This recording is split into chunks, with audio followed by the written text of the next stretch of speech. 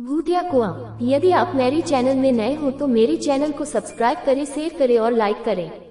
धन्यवाद। केशवपुर गांव में अधिकतर लोग खेती करने वाले ही थे।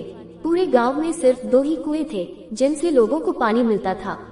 कुछ समय बाद गांव का एक कुआं पूरी तरह सूख गया।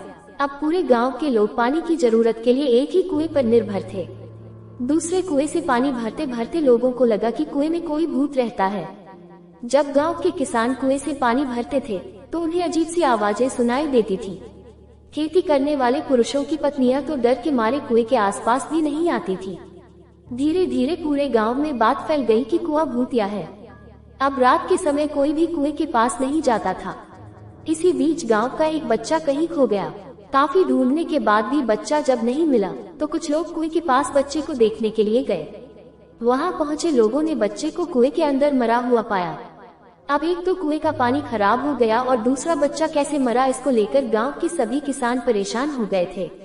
सबने एक दिन मिलकर नया कुआं खोदने की सोची। कुछ ही दिनों में कुआं सबने खोद लिया और उसमें पानी भी आने लगा। अब पूरे गांव के लोग नए कुएं से ही पानी भरते थे और भूतिया कुएं की तरफ जाना सबने बंद कर दिया था।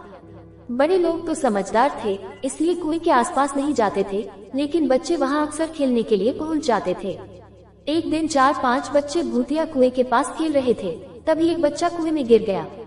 उसके चीखने की आवाज सुनकर पूरे गांव वाले दौड़ते हुए भूतिया कुएं के पास पहुंचे। उन्होंने कुएं के अंदर देखा तो बच्चा मरा हुआ दिखा। सबने उस बच्चे के साथ खेल रहे दूसरे बच्चों से पूछा, आखिर क्या हुआ था? बच्चों ने कहा, वो खेलते खेलते पानी को देखने गया और अचानक कुएं में गिर पड़ा। इस हादसे के बाद गांव वालों ने तुरंत एक तांत्रिक को जाकर कुएं के पास बुलाया। वहां पहुंचकर तांत्रिक ने बहुत सारे मंत्र पढ़े, जिसे सुनकर भूत सबके सामने आ गया। तांत्रिक ने अपनी विद्या का इस्तेमाल करके उस कुएं को छोड़कर जाने के लिए कहा। भूत ने तांत्रिक की बात को मानने से इनकार कर दिया।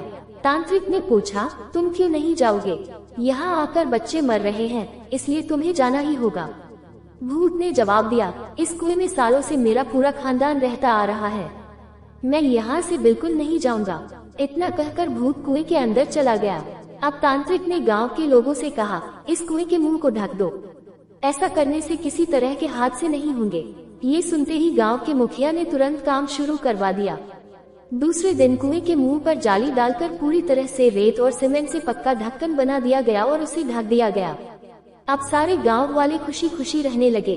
उस दिन के बाद से गांव में ऐसी किसी तरह की घटना नहीं हुई और भूतिया कुएं के डर से लोग मुक्त हो गए। कहानी से सीख, किसी भी परेशानी में हार नहीं माननी चाहिए।